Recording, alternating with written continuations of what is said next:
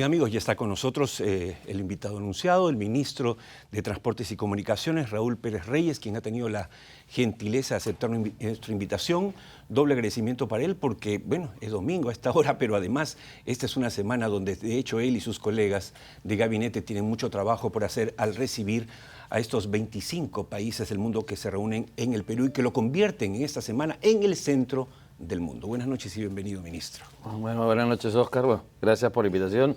La verdad no hay que excusarse por nada. Acá nuestro trabajo es 7 días de la semana, 24 horas, así que encantado de dialogar contigo y escuchar las preocupaciones y las preguntas que creo que el país entero está buscando, es decir, una agenda sin duda que puede ser crítica de la política pública, porque de eso se trata, pero siempre buscando mirar también el lado positivo, ¿no? Que creo que es un tema que vale la pena rescatar y que desgraciadamente nuestra prensa a veces necesita un poquito recordar, ¿no? Así, por eso existe Tierra Adentro, para tratar de darle equilibrio a lo que es la información en el Perú.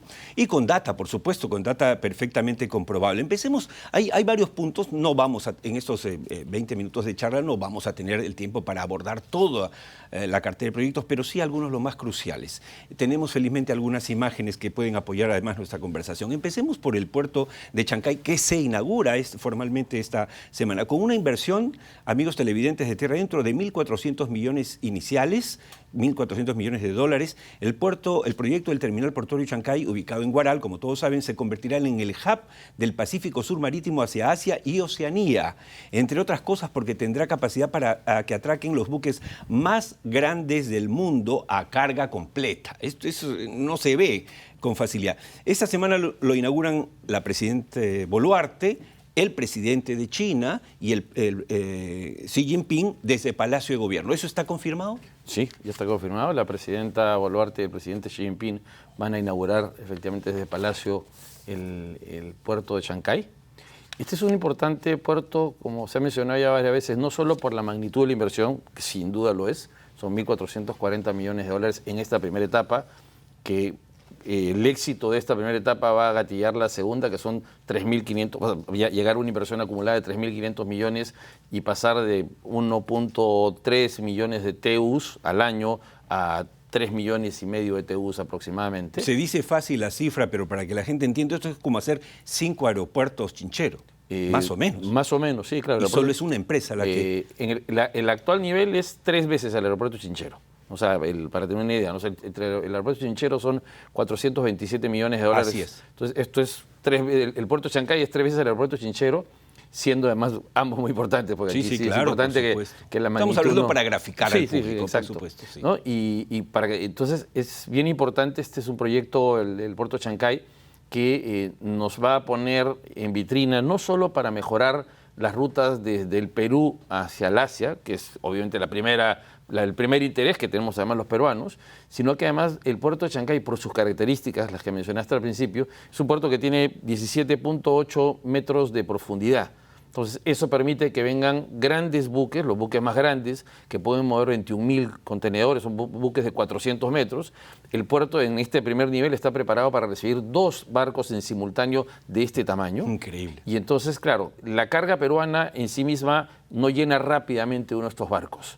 Pero si miramos ahora la carga que va a venir de Chile, de Colombia, de Ecuador, de Brasil, porque vamos de a hacer Bolivia, un hub.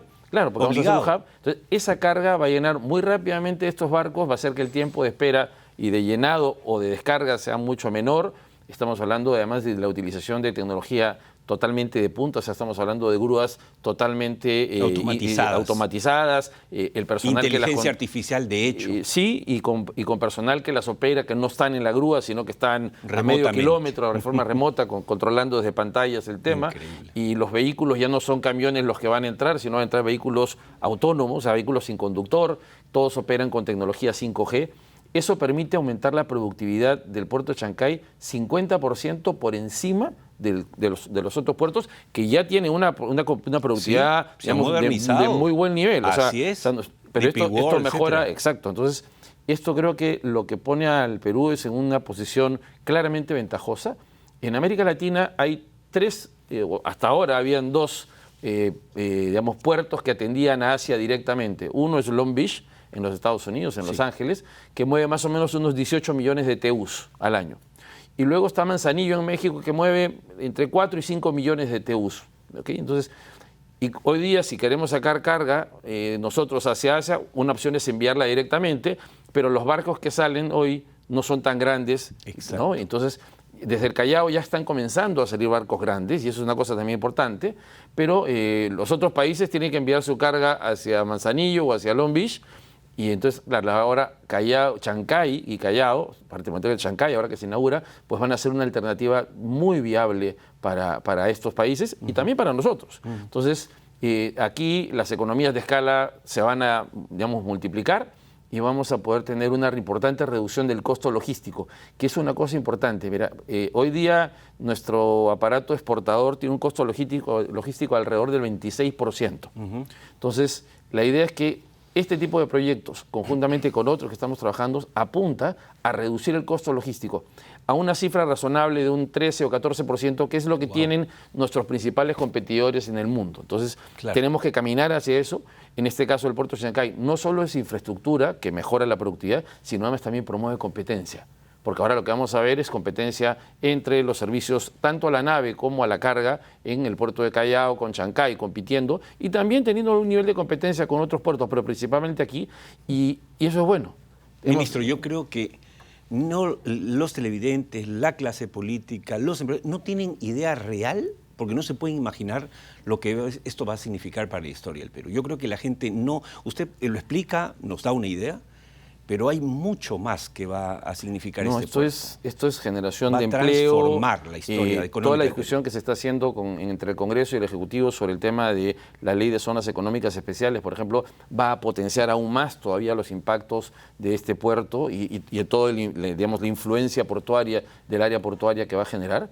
Estamos hablando de escenarios donde pueden volver al Perú cosas que vieron cuando yo era niño, plantas ensambladoras, ¿no? Entonces estamos hablando ahora de un escenario distinto. Sin duda las plantas ensambladoras requieren más volumen que lo que antes se requerían, y yo creo que estamos en ese escenario.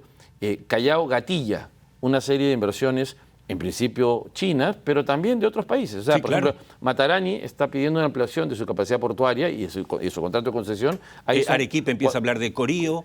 Claro, pero Matarani es una cosa concreta. Es un puerto que existe. Y hay un inversionista que está planteando la renovación porque quiere invertir 400 millones de dólares qué interesante, más. eso es algo que no había escuchado. Eso es concreto. O sea, eso no es ya apareció, digamos, otra inversión. Exacto. Entonces, bueno, está Corío como un proyecto digamos, en ciernes que se está discutiendo. Tenemos el puerto de Hilo, que lo vamos a concesionar vía Proinversión, que también tiene una importante capacidad. Estamos por desarrollar el rompeolas. El puerto de Eten, que es otro proyecto del gobernador de Lambayeque, que quiere ampliarse, que quiere llegar al corredor minero ahí. Así es, o sea, esto es algo, tiene un efecto multiplicador. Efectivamente, Oscar, lo que estamos difícil de calcular. Lo que estamos viendo es que se están gatillando una serie de proyectos que, si los manejamos bien, si los hacemos bien, si evitamos que la política a veces menuda lo entorpezca y trabajamos pensando en el largo plazo, esto va a generar un segundo boom agro y minero exportador. Porque lo que pasa es que tienes Chavimochic 3, Chinecas, Alto Piura, Majes-Iguas 2, que van a generar 300.000 hectáreas, que eso es casi duplicar la actual oferta exportable del país en materia de agroexportaciones. Y tienes proyectos mineros que están por salir. Tía María, y ya estamos discutiendo el tema de Galeno en Cajamarca, ¿no? Y hay varios proyectos más que están por salir que yo creo que van a permitir ver un horizonte muy promisorio. Por los problemas que hubo hace casi ya 15 años en Cajamarca, la inversión en exploración se ha detenido, pero se paralizaron Michiquillay, Galeno de Lumina, Copper, etcétera. Este nuevo boom lo que va a hacer es incentivar la inversión en exploración para ampliar la frontera y, ¿por qué no?, para convertir a Cajamarca en lo que es hoy día Purímac. Cierto. O sea, es la cantidad de... Estábamos hace 3 días en el aniversario de las Bambas y nos manifestaban, ellos tienen una capacidad productiva de 50 años más. Hablando de las Bambas, pasemos a un punto, el tiempo se va a ir volando y espero poder tenerlo otro día acá, no en medio de esta locura que es el APEC. El Plan Nacional de Desarrollo Ferroviario. Actualmente el MTC, que usted dirige, en cooperación con el Banco Interamericano de Desarrollo, está actualizando este Plan Nacional de Desarrollo Ferroviario. Esta actualización incluirá, según tengo entendido, digamos, varios ferrocarriles que son 6 proyectos en concreto. ¿Puede contarnos rápidamente, sin entrar en demasiado detalle, pero cuáles son esos 6 proyectos? Mira, hay una cosa que es siempre tratando de mirar primero el bosque y luego bajando a ver el árbol concreto. En el bosque lo que tenemos es que tenemos hoy día un importante volumen de agroexportación y minero exportación que sale de sus puntos de producción a los puertos a través de las carreteras. Eso genera un estrés de mantenimiento en las carreteras de un lado, porque soportan bastante más trabajo. Lo acabo de vivir, ministro, regresando de Hilo a Arequipa. ¡Qué tortura! Mi viaje de 3 horas por carretera se convirtió en 5 y medio. ¿Por qué? Porque hay prosperidad. ¿Por qué? Porque hay más camiones. Sí, vas atrás de un montón de camiones que van avanzando, obviamente, al ritmo que tiene un camión de carga, sin duda, ¿no? Entonces, lo que estamos trabajando ahí es un proyecto importante, un paquete de proyectos importantes, que es el de recuperar nuestra política ferroviaria, la que abandonamos hace casi 60 años. Nunca me expliqué por qué. Nunca entendí por qué. Es fundamental. Creo que ahí perdimos, y no para pasajeros, perdimos que mucho es una tiempo. Opción, sino para trasladar minerales, etcétera. Hemos perdido 50 años. Sí. O sea, lo que tenemos que hacer ahora, más allá de llorar por lo que no hicimos, es mirar qué hay que hacer hacia adelante. Y la primera cosa que estamos haciendo es trabajando un paquete conjuntamente con el BID, apoyado por el BID y el gobierno inglés, y un financiamiento que nos permite repensar nuestra política en materia ferroviaria, no solamente en términos de los proyectos que tienen que venir, sino en términos, por ejemplo, el Ministerio hoy día no tiene una dirección de ferrocarriles, para darte un ejemplo, o sea, para que te des cuenta cómo es que se ha minimizado el tema. Claro. Entonces, en esa línea es que estamos trabajando proyectos, los 2 primeros que ya están avanzando más adelante son la línea Lima-Ica, que es el que hemos anunciado y hemos lanzado el roadshow el día lunes de esta semana que acaba de pasar. Así es. Luego estamos ya a la mitad del estudio del tramo de Lima-Barranca, ¿no? Que va a implicar también conectividad entre Callao, Chancay, ¿no? por vía férrea y luego hasta Barranca. Y el próximo año ya está en el presupuesto del 2025 el estudio de Barranca a Trujillo para poder agregar toda la industria agroexportadora que viene de La Libertad.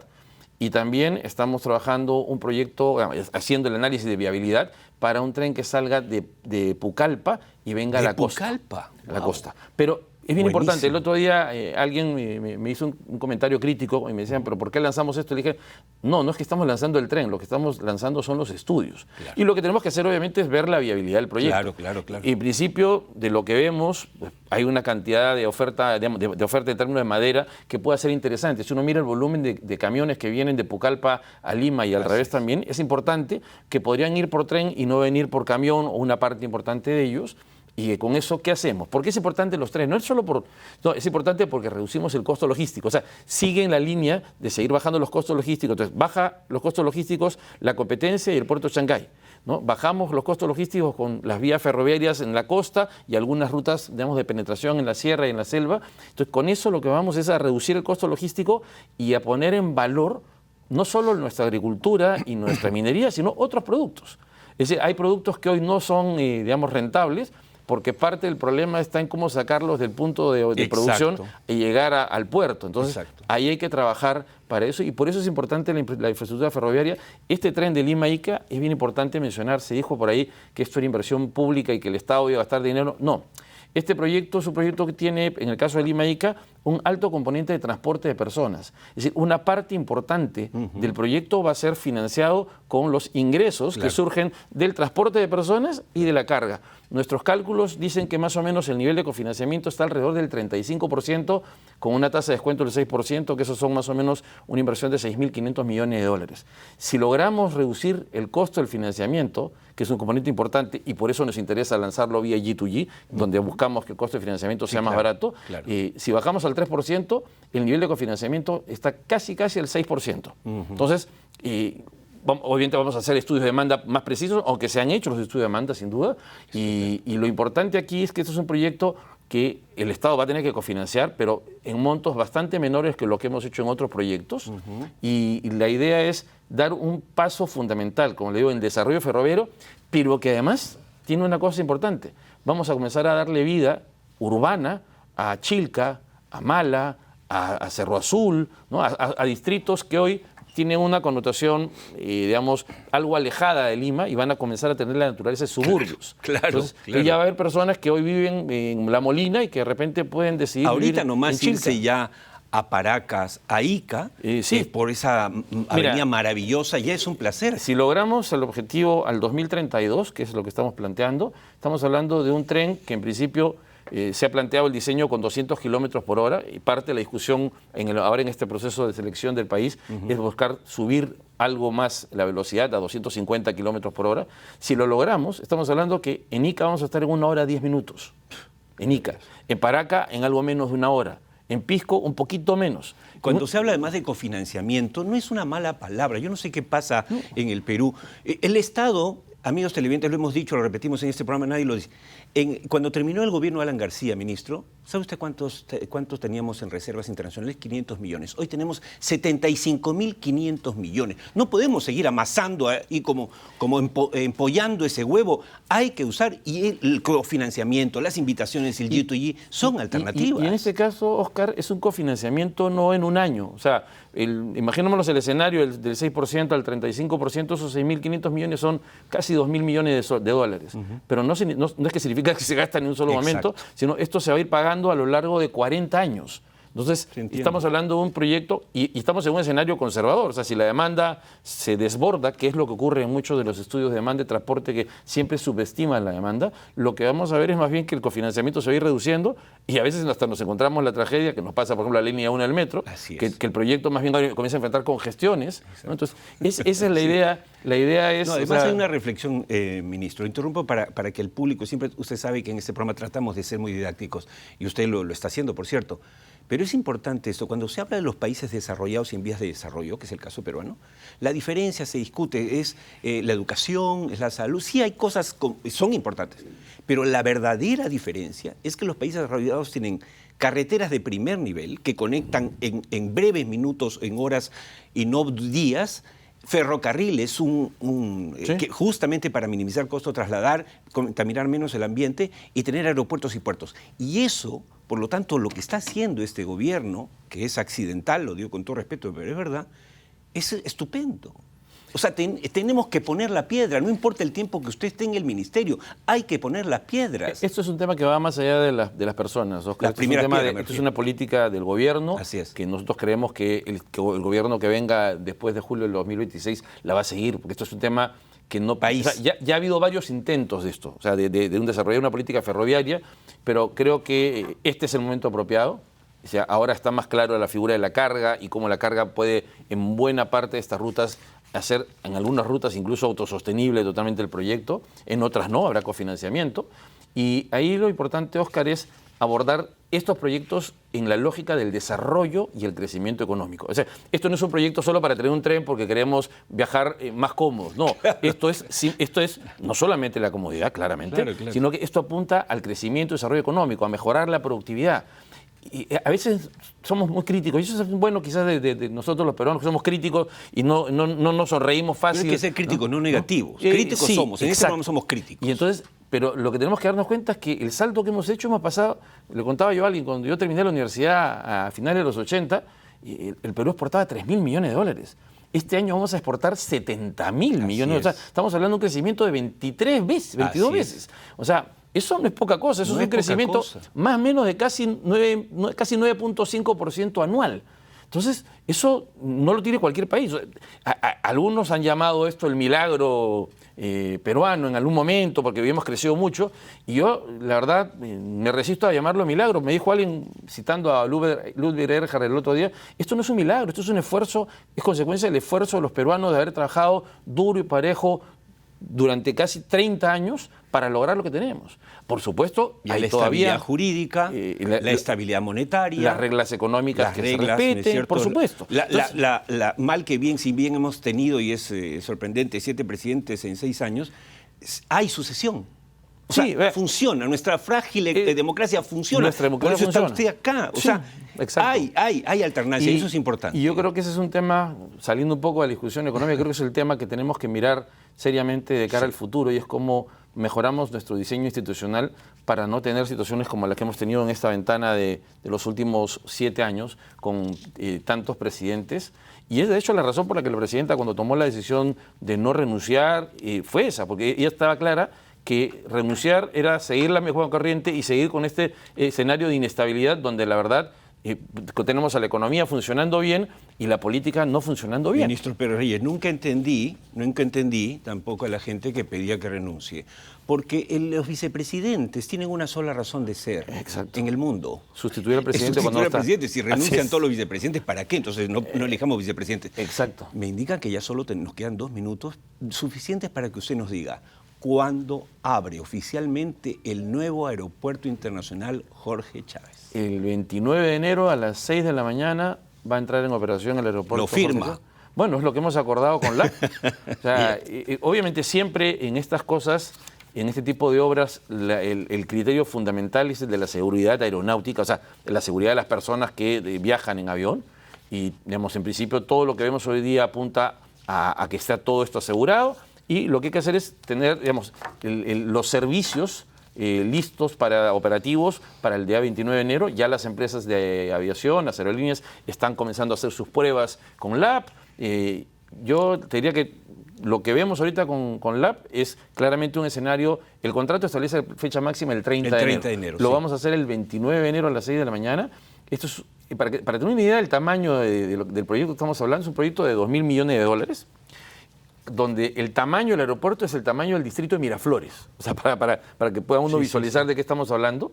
Y es un proyecto que hoy día el aeropuerto tiene capacidad para 15 millones de pasajeros y nuestra demanda actual es de 24 millones. Esta ampliación del nuevo aeropuerto implica pasar a 30 millones, o sea, duplicar la capacidad del aeropuerto. Vamos a pasar de 19 mangas a 46 mangas. Y por lo tanto, mucha mayor gestión, más rápida, más eficiente. Y también el siguiente año ellos tienen que hacer una ampliación para pasar de 30 a 40 millones de pasajeros al año con todo lo que esto implica en infraestructura. Entonces, este es un proyecto importantísimo. Además de los 121.000 empleos directos e indirectos que se están creando en base a esto. Es una cifra grande. Sí, Oscar, no hay ningún proyecto que haya creado esa... Todos los días entran al aeropuerto 17.000 personas a trabajar, que tienen CTS, estabilidad laboral, o sea, su empleo... Y entran 85.000 personas para usar el aeropuerto. Así que sí, el aeropuerto entra... Hecho, palabra de ministro. Sí, ministro, me indican sus asesores que usted se tiene que ir a otra entrevista, así que, pero lo comprometo a venir de nuevo. Venimos a hablar, mira, yo te diría... Quedaron en el tintero varios proyectos que hay, Chinchero, etcétera, me gustaría abordarlo con usted. Y conversamos la próxima vez con detalle, ahora que pase la PEC, con toda esta revolución de la PEC. Sí. Hablemos de los proyectos que están, de la infraestructura que estamos haciendo fuera del aeropuerto, que es bien importante. Ahí tenemos una importante inversión que estamos haciendo ya, y estamos trabajando con la Municipalidad del Callao para hacer otras obras a lo largo de 2025 que replanteen la forma de organizar el tráfico, particularmente de carga, en el Callao, que hoy día es parte del estrés que está generándose en la ciudad, sobre todo en el Callao, ¿no? Muchas gracias, ministro. Gracias. Ha sido el ministro de Transportes y Comunicaciones, Raúl Pérez Reyes, quien ha tenido la gentileza de aceptar nuestra invitación. De hecho, va a volver porque nos quedamos con muchas ganas de hablar de más temas, porque estas mega obras que se mencionan tan fácilmente, los que tenemos ya, peinamos canas, nunca hemos visto tanta plata invertida en el Perú en tan poco tiempo. Pero hablaremos de eso. Gracias, ministro.